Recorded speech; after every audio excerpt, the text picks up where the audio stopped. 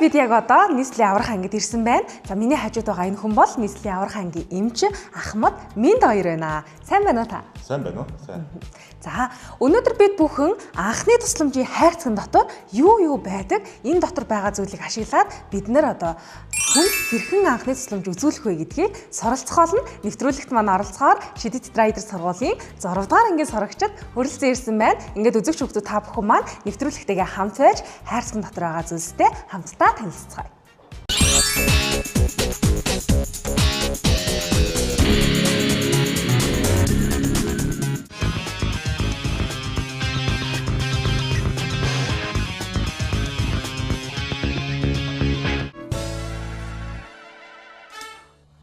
Сайн бацхан уу гээ? Сайн. Намайг нийслэлийн аврах ангийн эмч Ахмад Минд хоёр гэдэг. Би өнөөдөр та бүхэнд эмнэлгийн анхны тусламжийг үзүүлэхээс өмнө эмнэлгийн анхны тусламжийн хайрцаг гэж тодорхой хэмжээний ойлголт өгнө. За энэ хайрцаг дотор юу байдгийг та бүгд мэдэх үү? Бүгдээ мэдэх үү? За тэгвэл өнөөдөр эмч тайлбарлаж өгнө. Үүнээс өмнө та бүгдэд онцгой хэлцэг байна. Анхны тусламжийн хайрцаг гэдэг нь аливаа осол гинтийн хямрал өвчин эмгийн үед анхны тусламжийг эртэл гарын доорх материал болон энэ хайрцагийг ашиглаж тухайн нэрвэгдсэн хүндээ энэ хайрцагнаас шаардлагатай зүйлсийг нь авч найз болон нөхдөдөө тусламжийг үзүүлдэг байгаа. За хүн бэртэж гинтсэн тохиолдолд та нар ямар утас руу залахыг мэдэх үү? 103. Өөр ямар үйлчлэлийн утаснууд байдаг вүлээ? 102 цагдаа 102 гал ямар үлээ 101 тийм 105 нь бол аврах анги энд 105 байна 101 байна 102 103 байна. За ингээд хэрвээ ямар нэгэн хүн байдлаар гадаа гудамжинд юм уу хамт явж байгаа хүн чинь бэртэж гинтээ тухайн алдсан байх юм бол та нар хамгийн түрүүд утас руу залгаад 103 руу дуутах нь. Дараа нь шаардлагатай бол 102 105 101 гэж залгах. Гал гарсан тохиолдолд 103 руу залгах нь шүү дээ тийм үү? Ахуй осол маш ихээр тохиолддог. Ахуй осол гэдэг маань бидний өдөр тутмын амьдрж байгаа үрчид, мөчид тохиолддог осол гэмтлүүд байдаг. За энэ хүүхд яасан бэ? Хагсан. Яг зүйтэй хагсан байна. За энд яасан бэ? Тэ одоо энэ бол маш их ирдэг. Хуруундаа бөгж болон төмөр хийцтэй зүйлүүдийг хийгээд нөгөө хүүхд маань сандраад буцаад гарахтаа гарахаа болчихдог. Тэгэхээр хуруу нь яг хавдан, гацсан. Тэгээ маш өвдөлттэй болдог. За энэ юу яасан? Толгоогоо битээсэн. За энд юу болсон бэ? Төлсөн. Паранд. Энэ паранд гэд гараа хийдэг ч юм уу, эсвэл хөлөө хийдэг ч юм уу, хөлөө хийгээд тавчуулцдаг. За хөлөө хийгээд тавчуулчихаар хүүхдүүд маань сандардаг. Сандарахаар булчин чангарчдаг. Одоо энэ булчин чангарахаар хатуурддаг шүү дээ. Яг тэмтэй адилхан. Хүүхд гараа хийгээд буцаад гарах гардгүй сандраад. Тэгэхээр яг чангараад буцаад гардаг байх. Энэ юу н ахын ослууд бол манай дуудлууд бол маш ихээр маш зөгтөн тохиолдолд ирдэг байна. За энд бол нэг дуудлын жишээ. Энэ бол манай онцгой байдлын аврагч нар. За энэ хүүхд манай санамсаргүй одоо дулааны үйлрэлт юм да. Дулааны үйлрэлт харанд санамсаргүйгээр хөдөө хийчих чинь. За тэгээ буцаа гаргасан чи гардаггүй. Тэгээ буцаад гарах гээд сандардаг. Сандрахаар булчин ах чангарчдаг. За тэгээ энэ хүүхд маань маш их зөөвөртөө болоод ирэнгүүт манай онцгой байдлын 105-ыг дуудаад нийслэлийн аврахын 105-ыг дуудаад аврагч нар маань очиж энэ дээр ажиллаад хүүхдийн хөдийг аюул болгох гараж гисэн. За хэрвээ ийм тохиолдол ямар нэгэн байдлаар тохиолдох юм бол хүүхд аль болохоор тайван байх хэрэгтэй байна. Тийм үү? Та нар ийм тохиолдол байсан уу? Найз нөхдөд ийм тохиолдож ирсэн үү? За энэ ихэвчлэн хуучны парнууд дээр тохиолддог байна. За энэ бол хахах. Хахаж байгаа хүн ямар нүүрний хөрөлтэй байдаг вэ? Та нар мэдэх үү? Яг зөв. Хагсан хүн нүдэн том болж ирдэг. Нүдэнд нь нулимс ирдэг. Ярьж чадахгүй. За тэгээд яг хүзүүгээ барьсан. Тэгээд судсан богдно. Хүний амьсгал цагаан мөгөрсөн одоо гадны бит ороод гадны бит ороод цагаан мөгөрс бол таглахаар хахалт үүсчихэд. Тийм. Хахалт үүсгээд одоо ингэж амьсгал чадахгүй байна. Өөрийгөө хоолоогоо барьсан. Тийм. Сандарсан байна. За бид нар тэгвэл хагас үед ямар арга хэмжээ авах вэ? Тийм. Яг хагас үед нь бага насны хүүхдтэй байх юм бол хөлн дээрээ тавьж агаад тээж нурууных нь даалны хооронд нь 5 удаа хүчтэй цохих нь тийм үү? Яг энэ зураг дээр шиг. За тэгээд хэрэг гарахгүй байвал урдаас нь өцгийг нь шахах нь тийм үү? За энэ бол 5 удаа цохиж байна.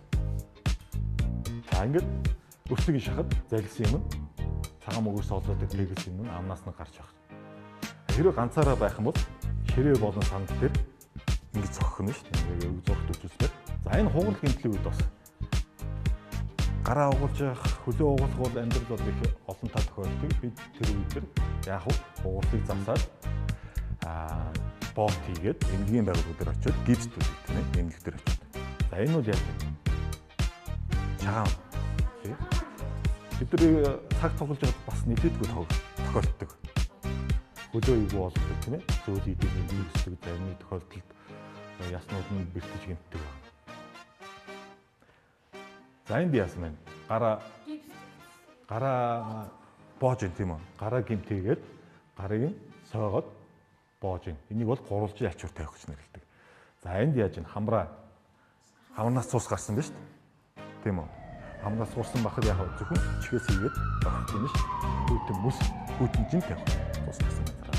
За энэ ялгаагүй те сайн шагаа гэмтээсэн бол хүүтэн жин тавиа гэж тийм. За хүүтэн жин тавихтаа ялгуур утан дээр биш. Тэгээ шууд айсан дээр хүрэлцгүйгээр тусах байна. Тэг ачуураар жирүүлж байна тийм үү? За тэгээд боол. За тэгээд энэ бүх осол гэмтлийн үед та бүхэн хамгийн ойрхон байх ёстой бол энэ эрүүл мэндийн анхны тусламжийн хайрцаг байна. Энэ дотор тусламжийн зүйлүүд бүх шаардлагатай зүйлүүд байна. За тусламжийг үзүүлэхийн тулд хамгийн түрүүнд юу хийх вэ гэхээр бэл юмсан. Бэлийг үүсгэх нь ямар ч вэ? Яг зөв хөвгтүүдээ. За тийм. Өөрийгөө болон бэртэж гэмтсэн хүмүүстэй бохир оруулах байна. Бохир халдвар оруулах байх. Тийм учраас өөрийгөө болон гэмтсэн үнийг хамгаалах нь шүү дээ, тийм үү? За эхлээд бэлийг. Одоо хүндээ тусламжийг үзүүлнэ. Хүндээ тусламжийг үзүүлэхээс өмнө та бэртэж гэмтсэн хүн чинь за болно хөнгөөр ачуулна. За бохирын цэвэрлэн зүйтэй тэмээлдэг. За хамгийн эхлээд шархыг ариутгах нь гэдэг. Үүний тулд тамидын уус болон спиртийн уусмалаар арчиж цэвэрлэнэ. За тэгээд энэ дотор мэдээж хүүн байх юм тийм үү? Хөнгөөр арчиж цэвэрлэхэд шарх цэвэрлэх материалууд байх хэрэгтэй. За мэдээж орох бох материалууд байх хэрэгтэй. Энэ гар боохтой бинт ариун бинт. За тэгээд ариун бинт, ариун хүн бинт тэгээд уян бинтүүд байх хэрэгтэй. За зарим нэг хэрэгтэй үед бол гурвалж альчуурууд байх нь. За мөн энэ явах чиг тавих нь. Дээд мөчд болон доод мөчтэй хугарлын үед чигийг тавьснаар хугарсан гарт эмзэглэлийг үзүүлэх байх нь шүү дээ. Гар хугарахаар маш их өвдөлтийг үүсгэдэг. Өвдөлтийг өөдөхөр хүн маш их зовиртой байх учраас энийг гар дээр тавьдаггүй эмзэглэл нь бага болох нь шүү дээ. Тийм. Энийг бол ямар ч хэлбэрт оруулаад тавьж болно. За ингээд гарын хугарсан хэсэгт нь тавьж болохоор нуглаад өгч болно.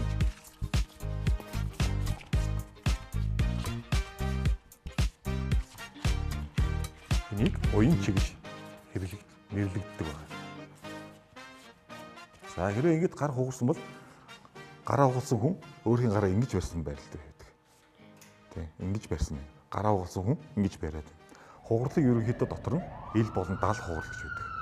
Ихэвчлэн далд хугарал нь арьсан дотор хугарсан байдаг. Ил хугарал нь хэмэл яс нь арьсны төвшнгөөс дээш нийцүүлэлтэй байгаа гэсэн. Асуух юм. За гурван жалчуурыг тавьж үзүүлэхэд бол нэг нь надад туслаад би тавьж боож үзүүлэх. Хин гарч ирэх үү? За тэр охин гараад.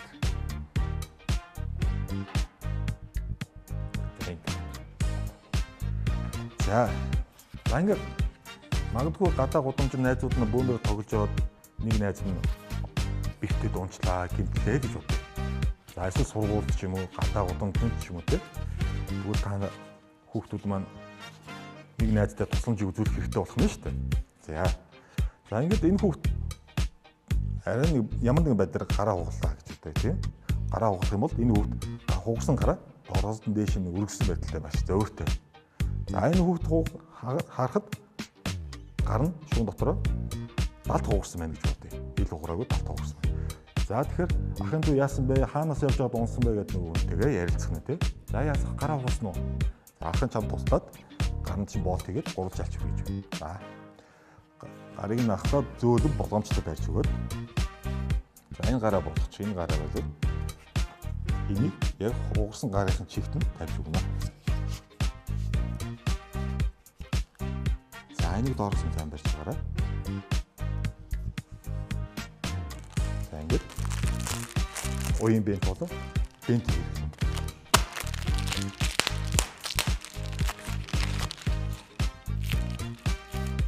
Хэрвээ ил шарахтай байх юм бол энэ дээр нь ариун нэг удаа хэрэгж байгаа цэвэр бентийг тавьж өгнө. Бохир бентийг бол тавьж өгөх болохгүй нь шүү дээ, тийм. Ягаад гэвэл цус гарч байгаа газар ариун бүх юм ариун байх хэрэгтэй. Тийм учраас бас бэлэн юмсан байх хэрэгтэй.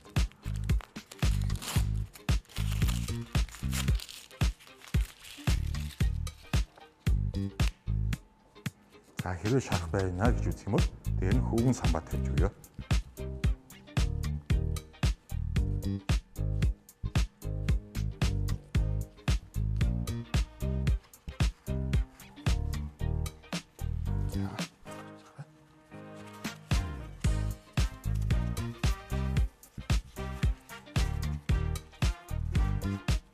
За ингээд боож байх хугацаанд тухайн тэгээ ярилцах нь. Энэ хүүхдээ ярилцж байгаа учир нь гэвэл энэ хүнийгээ өвчтнийг нь сатааруулах, энэ үнтэй харилцан ярилцах маш чухал байгаа. За миний дүү яаж н одоо зүгээр болно шүү. Боол тэгээд өвдөлт нь гайгүй болно. Одохгүй тэгээд эмдэг яваа шүү. За юу. За яаж байгаа гэмтсэн гээл асуугаад байж байна. Зя хайч бас хэрэгтэй. Хайч маань мохоо үзүүртэй хурц үзүүргүй байх хэрэгтэй. Хурц үзүүртэй шулуун байх юм бол яг хүнээ бас гэмтэж болно. Яг зүйтэй хүнээ гэмтэж болно. За одоо уян бент хийсэн. За гараа барьж байгаарай.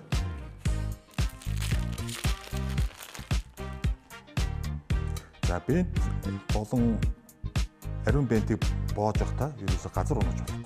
Газар унах юм бол бохир унах яг зүйтэй. Урдаас нэгтэд сайхан боогод өгнө.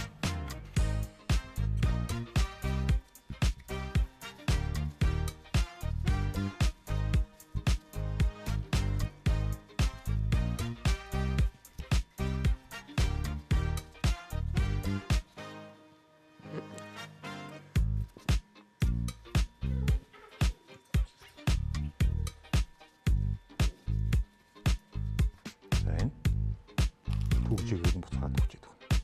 Дотроо ямар ч нэгээс хоёр удаа юм түгжээдэг би. За ингээд барьж байгаарай. За одоо нөгөө гурвалжин альчуураарай. За гурвалжин альчуур мөн ялгаагаа бас битэмжлэлтэй боолтой хэрэг байж болдог. За альчуур маань өөрийн гэсэн тодорхой хэмжээтэй байгаа. За ямар вэ? Гурвалжин хэлбэртэй нөө тий. За энийг яаж тавих вэ? Яаж тавьмаар вэ?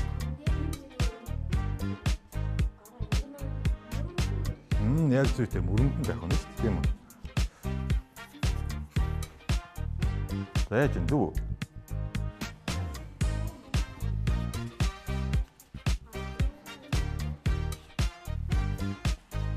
За ингээд. За.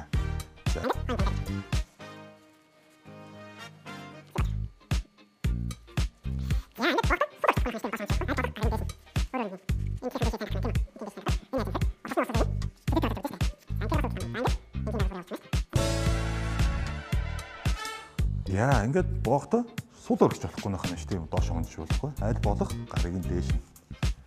Өөрөө энэ талынхын дээшийг сайн татах нь тийм үү? Тийм дээш сайн татаад энэ яаж юм гэхээр утасны урсгалыг чөлөөтэй болоод өгч шүү дээ. За ингээд бас өвдөл там. За ингээд энгийн байгуул бүрээ явуулж байна ш. За ингээд яг цааш очоод энэ үгтийн боол хийхээр нэг ясны юм ясыг одоо татгаар нийлүүлэх гэдэг нь нарийн мэрэгжлийн эмчтэр энтгэнээр хараад цаашдаа авах байна. За ингээд гурван ачуурны шид маань юм байна. Хэнийг маш чухал өвчөө эсвэл бол нэг муу зүйл тохиолдол одоо яаж тэр хүнийг аврах вэ? Эсвэл тэр хүнийг яаж тэр эсрэлдээс нь хамгаалах вэ гэхэд сурж авлаа. Яг би бол өөрөө чухал гэж бодож байна. Яа гэвэл одоо ингэж энэ бас анхны тусламж болохоор бас хинт тохиолдож болохоор. Нэг найз нь шахтаж бэртэж гэмтсэн бол яаж одоо тэнд анхны тусламж үзүүлэх одоо гард орох материалаараа нэг найздаа яаж туслах зүйлээр ойлгож авсан. Хүн яралтай шалтгаанаар өвдсөн байлаа гэж бодоход хэрхэн одоо эмч хэрэлтэй яг ингэж тусламж үзүүлж чадах тухай л сурч авсан. Сурж авлаа. Өнөөдрийн хичээл бол сонирхолтой байлаа. Тэгээд түргэн тусламж эртэл одоо дотны нэгнээ юм уу эсвэл танихгүй хүн байсан ч гэсэн ингэв тэр хүнийг яаж аврах гэж одоо тэр түргэн тусламж эртэл ерөн яаж аюулгүй байх вэ гэх юм уу? Тэр талаар сурлаа. Тэгээд миний мэддэг байсан зүйлүүд гэвэл одоо чэйжэн дээр нь дарах ч юм уу амьсгал өгөх ч юм уу тиймэрхүү юм гэсэн. Гараа гимтсэн хугалсан үед надаа энэ их зүгээр санагдсан. Тэгээд одоо ингээд энэ ч гар хугарлаа гэж бодох юм бол энийг ингээд сайн тогтоож өгөөд гараа сайн ингээд тогтоож өгөөд тэгээд дараа нь болохоор энэнгээр ингээд сайн ороод өгөөд тэгээд энэ дээр энийгээ тавьсныхаа дараа энийг аваад бэнтэ аваад энэгээр ороод өгөөд тэгээд бүгд дуустал нь ороод өгөөд энэгээр тогтоочно. Тэгээд хүзүүнээс нь ингээд уяад тэгээд ингээд тогтчихно. Би түрүүн гараа боолоход үзэхэд тийм тохгүй бол бишсэн зөв нэг гайгүй байсан.